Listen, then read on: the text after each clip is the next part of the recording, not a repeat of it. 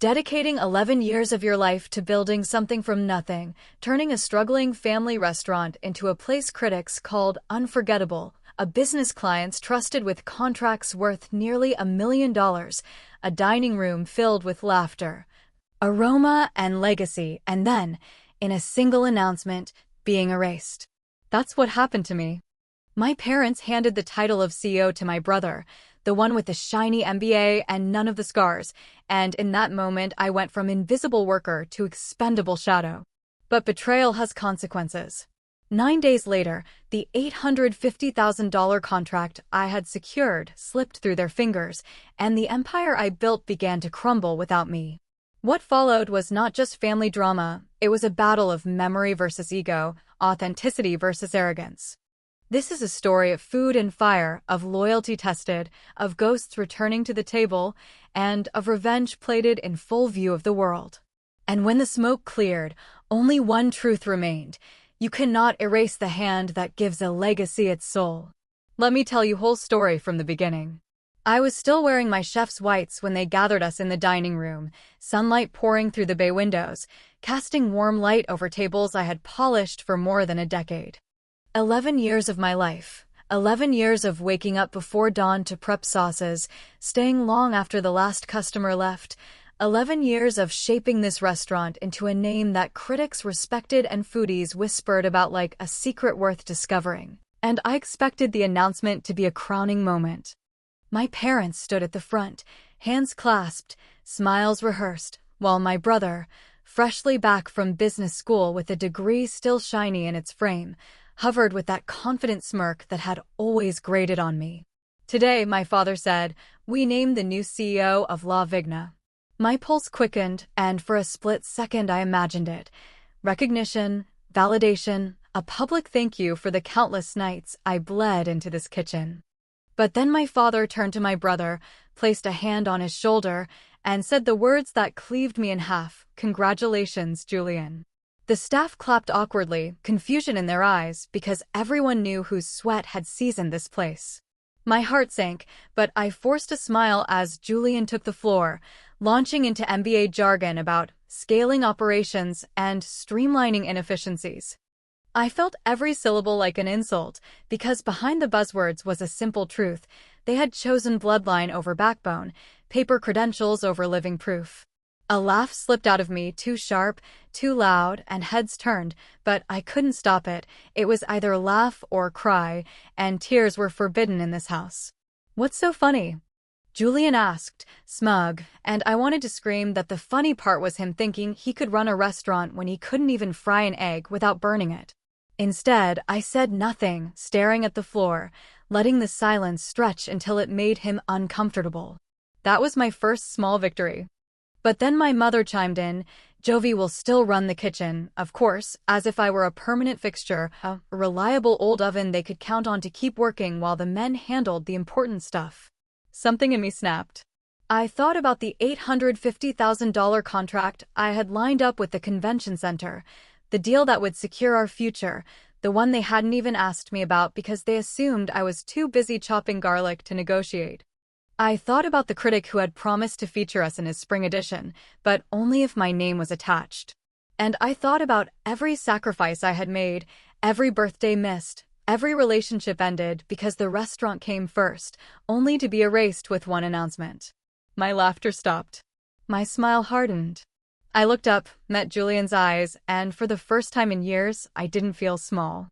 "Congratulations," I said softly, but in my chest the words twisted into a vow. Because if they thought I would keep this kitchen alive while he sat in an office taking credit for my work, they were about to learn what happened when you tried to erase me. 9 days later, the $850,000 deal I had cultivated would vanish from their hands, and that would only be the beginning. Julian's first week as CEO was a parade of arrogance dressed as leadership, and I watched it from the shadows of the kitchen, silent as the pots simmered, but boiling hotter inside than the stock. He strode through the dining room like a general surveying conquered land, shaking hands with waiters he barely remembered, nodding at customers as if he had earned their loyalty. He even called a town hall in the staff lounge, where he stood with his MBA-polished confidence and announced a new era for La Vigna. He talked about cost reduction, modernizing the menu, optimizing table turnover, words that had no taste, no aroma, no love. The cooks glanced at me nervously, but I kept my eyes on the floor. Let him dig his own grave. He slashed my herb budget in half, insisting imported basil was a frivolous expense. He replaced our hand-rolled gnocchi with a cheaper supplier's frozen version. He cut staff hours, thinking fewer prep cooks meant streamlined efficiency. And he smiled while doing it, convinced he was saving the business when in truth he was gutting its soul. I almost pitied him when he bragged about locking down my $850,000 catering contract with the convention center, boasting at the staff meeting that it was a perfect example of strategic negotiation. The line cooks exchanged glances because they knew the truth. That deal had been cultivated by me, plate by plate, handshake by handshake, over 3 years of feeding the convention's executives until they trusted my food more than their own memories. But I said nothing. I let him take the credit. The second week, the cracks started to show. Customers noticed the frozen gnocchi, pushing half-finished plates aside, whispering complaints the waitstaff couldn't ignore. The servers, once loyal, grumbled about cut shifts and smaller tips. The sous chef muttered that the basil tasted like grass. And then came the convention center's tasting, a final pre-contract review I had orchestrated long before Julian's appointment. He walked in wearing his best suit, grinning like a man about to crown himself king, while I stayed behind, chopping onions that blurred more from laughter than tears. Because I knew what was about to happen. The executives sat down expecting the warmth and artistry I had delivered year after year, and instead they were served Julian's cost-optimized menu, watery risotto, rubbery gnocchi, bread delivered from a discount supplier. Within minutes, their smiles curdled. One whispered, not quietly enough, "This isn't the same place." Another pushed his plate away with a sigh. Julian, still performing, tried to charm them with talk of efficiency metrics, but food is not numbers. Food is memory, texture, emotion, and he had erased all of it. I later heard the story from a sympathetic waiter. Halfway through the tasting, one executive asked, "Where is Jovi? She always oversees this." Julian froze, muttered something about me being busy in the back, and the room went colder than a walk-in freezer. 3 days later, the call came. The convention center pulled out of the contract, citing failure to maintain standards. $850,000 gone in a single phone call. I watched from the kitchen door as my parents read the email, their faces pale, Julian sweating through his perfect suit. The silence was delicious. My father finally slammed his fist on the table. "How could you let this happen?" he demanded. Julian stammered something about unexpected supply chain issues. My mother shook her head, muttering, "This never happened when Jovi handled it." I felt a bitter laugh rise in my throat. That was my moment of release, my sliver of humor in the tragedy. They had erased me, and 9 days later, the hole I left had swallowed them whole. But the story didn't end with their loss. That night, while Julian raged in his office, I sat outside with a glass of wine, the air thick with the scent of herbs from the garden he had ignored. My phone buzzed, one of the executives from the convention center. "We're disappointed," he said carefully, "but we know this wasn't your fault. If you ever branch out on your own, call us." My heart raced, not with fear, but with something sharper, possibility. For the first time in weeks, I smiled without bitterness. They thought they had stolen my crown, but what they didn't realize was that I had carried the kingdom in my hands all along. Still, I didn't leave immediately. I wanted to see more. I wanted to watch the empire crack under Julian's weight. And oh, it cracked quickly. Critics who once praised our plates now wrote scathing reviews, a restaurant that lost its soul. Loyal customers stopped coming, or worse, came once and never returned. The staff whispered about quitting, some even begging me to open my own place so they could follow. And through it all, Julian postured, red-faced and furious, insisting things were under control. I stayed silent, watching him unravel, savoring every drop of irony. Because here was the truth I had learned: sometimes revenge is not an act, it's patience. It's stepping back, letting them think they've won, and waiting for the inevitable collapse. And as I watched my brother lose the $850,000 deal I had built from the ground up, I knew this was just the first course in a feast of reckoning.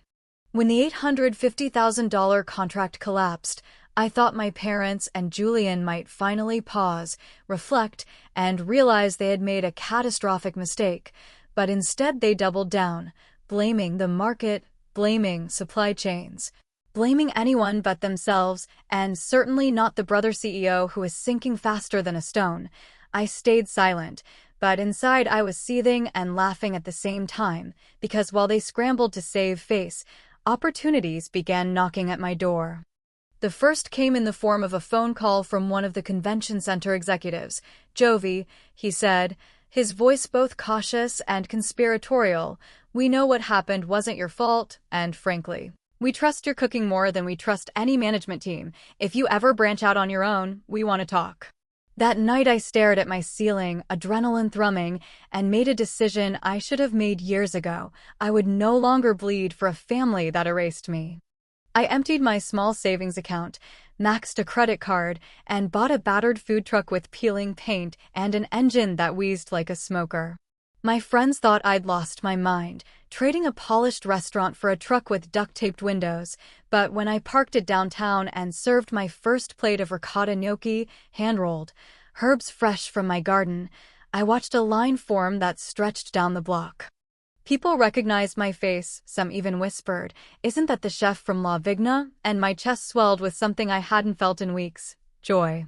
For a moment, I almost relaxed, laughing with customers, enjoying the hum of approval, but then a server who had defected from the restaurant leaned over and warned me, "Julian's furious. You're stealing his business." The tension snapped back, sharp as a blade, and I realized my little pop-up wasn't just feeding hungry strangers. It was the opening salvo in a war. Word spread quickly. Food bloggers raved. Instagram lit up with photos tagged #Jovi's Kitchen, and within a week, critics who had once condemned La Vigna's frozen gnocchi were now praising my truck as the soul of Italian cooking, alive and unchained. My parents heard, of course. They always had eyes everywhere, and one evening my mother showed up unannounced, standing awkwardly in the line like any other customer. For a heartbeat, I almost hugged her, almost softened, but when she reached the window she said coldly, "You're embarrassing the family." I handed her a plate, smiled sweetly, and replied, "Funny, everyone else seems impressed." The crowd laughed, her cheeks burned, and she left without taking a single bite. That night, I lay in bed, torn between guilt and triumph, but as the reviews poured in, the triumph grew louder, stronger, undeniable. Still, I knew Julian wouldn't let this go quietly. True enough, 2 days later a health inspector showed up at my truck, clipboard in hand, citing ridiculous complaints clearly fed to him by someone desperate, but I had nothing to hide. My counters gleamed. My refrigeration was perfect, my papers spotless. He left empty-handed, muttering, and I smiled as I watched him retreat, because each failed strike only made me stronger. The staff at La Vigna started texting me in secret, confessing how badly things were going: empty tables, unpaid invoices, customers vanishing. Some begged me to hire them, and I promised soon. And then came the invitation that would set the stage for everything: a citywide culinary festival, the kind of high-profile event that could make or break reputations. Julian had already registered La Vigna, desperate to claw back credibility, but when the organizers approached me and begged me to join with my food truck, I knew fate had delivered me the perfect battlefield. For days, I prepped obsessively, tweaking recipes, perfecting sauces, rehearsing timing until my hands moved like music. Sleep was a luxury I ignored, fueled by equal parts terror and exhilaration. The night before the festival, I sat on the roof of my truck, staring at the skyline, and whispered to myself, "Tomorrow, they'll know." Because this wasn't just about serving food anymore, it was about reclaiming everything they had tried to steal, and showing the world exactly who had built La Vigna's legacy. The morning of the festival arrived with the kind of sharp autumn light that makes every color look richer and every sound ring louder, and as I rolled my dented, paint-peeling food truck into the plaza crammed with glossy tents, gourmet vans, and corporate catering outfits that looked more like fashion runways than kitchens. My heart hammered with a mixture of dread and exhilaration, because this wasn't just another service, it was a public duel, and everyone in the city knew it. Crowds were already streaming in, critics with notebooks at the ready, bloggers holding phones high, influencers rehearsing their fake gasps for camera, and in the middle of it all, across the square under a banner so large it nearly touched the stage lights, stood La Vigna, my family's restaurant, my brother's booth. Their display gleamed with professional branding, servers in matching uniforms, trays stacked in perfect symmetry, and at the center Julian in his charcoal suit, slick hair gleaming like lacquer, grinning as though the world had already crowned him. My parents hovered behind him like nervous ministers propping up a fragile king. For a heartbeat, I felt that familiar sting, that ache of being erased, of watching them beam at him the way they never had for me. But then the crowd near my truck erupted with cheers simply because I stepped out in my whites, Chef Jovi embroidered across the chest, knives strapped at my side, herbs in crates fresh from my garden. The cheer rose higher than any announcement Julian had made, and I caught the flicker of panic in his eyes. It was only then I realized, today the power wasn't his to give or take. It was mine to seize. The rules of the festival were simple. Each competitor would present dishes to the judges and the crowd, all while serving the public, and reputation would hang on taste, presentation, and the ineffable quality that separates food that feeds from food that lives. Julian began loudly, thrusting forward plates of his modernized osso buco topped with delicate foams and strange gels that looked like they belonged in a chemistry lab, his servers carrying trays like soldiers marching in formation. Cameras swarmed, influencers gushed, but I noticed something few actually tasted, and those who did set the plates down half-finished. Meanwhile, I set up quietly, my team of former La Vigna loyalists moving with the rhythm of people who love the work, onions caramelizing, butter browning, sage leaves snapping in hot oil, the smell wafting like a hymn across the square. I started with my signature, ricotta gnocchi, hand-rolled at dawn, airy yet firm, finished with brown butter and basil so bright it made people lean closer just to breathe it in. The first plates went out, and the crowd surged. People shouted my name, critics circled, and by the time the second batch hit the pass, a line had formed that snaked halfway around the plaza. Phones flashed, videos streamed live, hashtag Jovi's Kitchen began trending, and I heard one spectator murmur, "This is what La Vigna used to taste like," words that hit me harder than any trophy ever could. Julian noticed too. His line dwindled, his foam-laden dishes cooling on trays, and his forced smile stiffened. He tried harder, gesturing to cameras, calling out buzzwords like innovation, scalability, luxury experience, but food doesn't listen to buzzwords, it listens to memory. My dishes moved like fire through the crowd, leaving joy in their wake. Then, midway through, the sky darkened, and a sudden burst of rain hammered the plaza, sending visitors scattering under awnings. My truck roof leaked, water trickling dangerously near the burners. For one sickening moment, I thought the festival would collapse around me, and Julian smirked openly, already whispering to his staff, no doubt rehearsing how he'd spin my failure as proof that I was unprofessional. But my team moved like lightning. One grabbed a tarp, another tape, another towels, and together we patched the leak in seconds. The crowd cheered, clapping as though resilience itself was part of the recipe. I laughed with them, a sound that tasted of defiance, and when the sun broke back through, steam rose like incense, and my line was longer than ever. Across the way, Julian's station sat half-abandoned, soggy paper menus curling at the edges. Then came the judges, 3 of the sharpest critics in the industry, pens poised like knives. My heart thudded, but my hands stayed steady as I plated gnocchi with brown butter sage, each dish a small act of rebellion and redemption. They tasted in silence. One judge smiled faintly, another closed her eyes as if hearing music, and the third, known for destroying reputations with a single phrase, leaned into the microphone and declared, "This is food with a soul."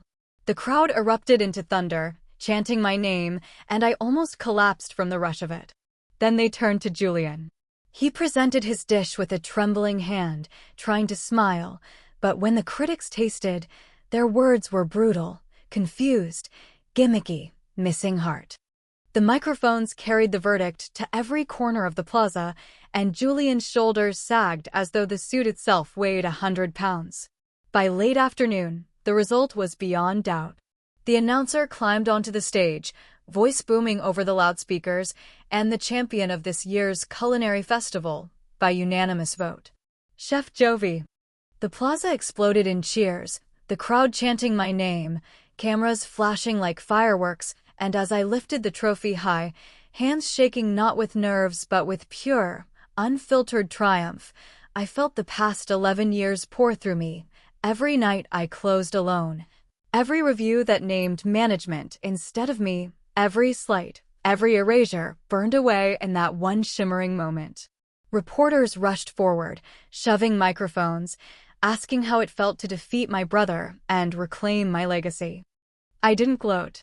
I didn't spit venom. I simply smiled into the cameras and said, "Food is love. And love cannot be faked." The words landed like a sermon, and the roar of approval nearly shook the tents from their poles.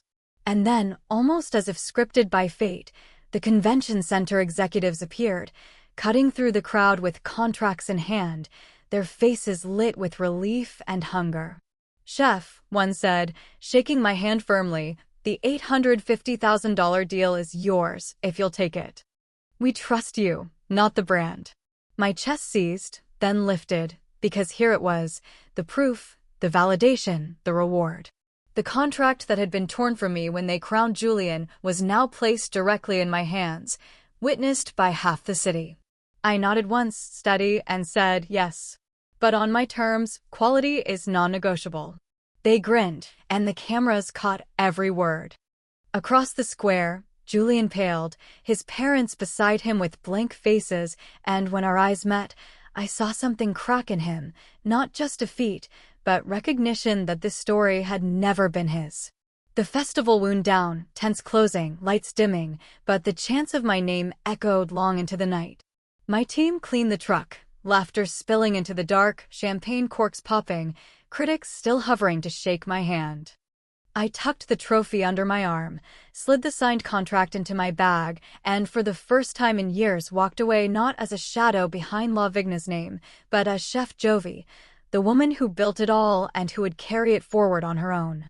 And as the plaza emptied, I looked back once, just once, to see Julian standing alone beneath his collapsing banner, and I smiled, not with cruelty, not even with pity, but with the peace of someone who knew that justice had finally been served. Hot and undeniable. The morning after the festival was the first time in years I woke without the weight of someone else's expectations pressing me flat, and yet the silence of my apartment was quickly shattered by the buzz of my phone.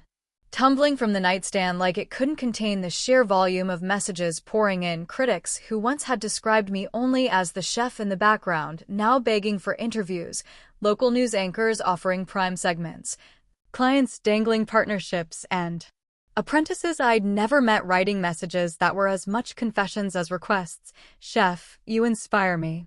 Chef, how do I do what you did?" I sat there in my wrinkled clothes from the night before, trophy glinting on the counter like a lighthouse, and scrolled through until my eyes landed on the contract from the convention center, revised, corrected, righteous. $850,000 of business, this time stamped with my name, not La Vigna's, not Julian's. For a moment my hands trembled so badly I thought I'd drop the phone. I signed slowly, savoring each stroke as if etching myself back into existence, and when it was done I leaned back and laughed, loud and unguarded, a sound that startled even me. That contract wasn't just money, it was a resurrection. And with it came the courage to chase the dream I had whispered about in the kitchen steam when no one was listening, a restaurant of my own. I scoured the city for weeks, rejecting places too sterile, too staged, too polished with the fingerprints of people who didn't understand food. And then, one afternoon, I found it. A tired brick storefront on the east side, paint peeling, windows dusty, a faint smell of yeast lingering like memory. Everyone else saw ruin. I saw a pulse.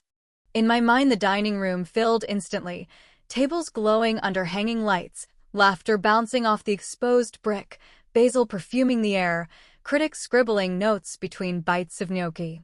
I signed the lease with a hand that finally understood it was allowed to claim space. For the next 6 weeks, my team and I transformed it with our own sweat.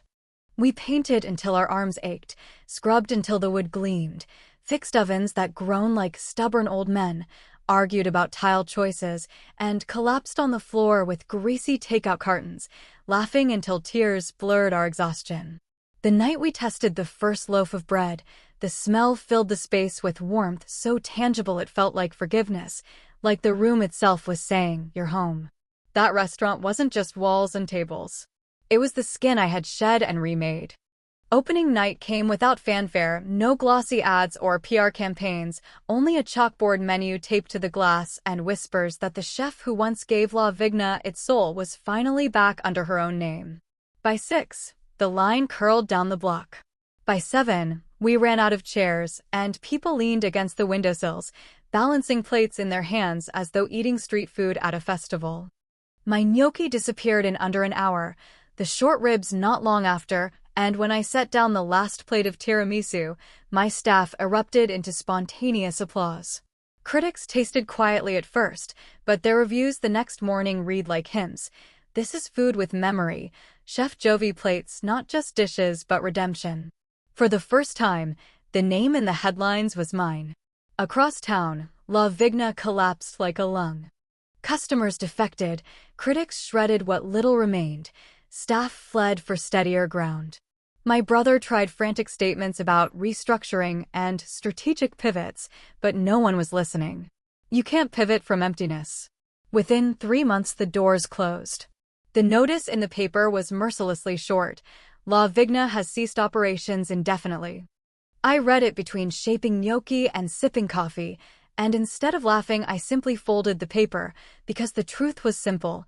Their downfall was not my revenge, it was their consequence. And yet, closure has a way of returning ghosts. My parents showed up one evening, humbly, lining up like everyone else. They ate in silence, eyes glistening, and when they left, my father tucked a thick tip into the billfold, muttering, "You built something beautiful." My mother added softly, "Better than anything we imagined." It wasn't an apology in words, but it was in weight, and I let it be enough. Weeks later, Julian came. Not in his sharp suits, not with arrogance. He stood outside in a plain shirt, hands in pockets, eyes hollow. He didn't enter, didn't order. He just watched me command my kitchen, watched my staff move like a symphony around me, and finally he gave me a small nod, a confession in silence. "It was always you." I didn't nod back, but I didn't hate him anymore. Some endings don't need forgiveness, they need distance. And in that distance, I finally felt free. By the end of the year, my restaurant, simply called Jovi, was not just successful, it was a landmark.